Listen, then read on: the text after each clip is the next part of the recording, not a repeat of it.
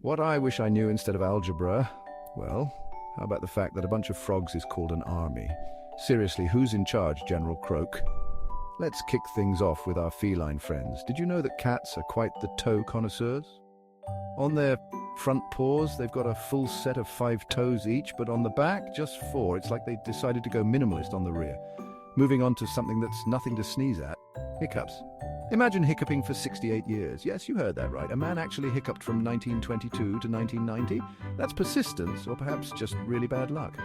And for the finale, ever heard of an army of frogs? No tanks or rifles there, just a lot of ribbiting. It sounds more like a musical band than a military unit, doesn't it?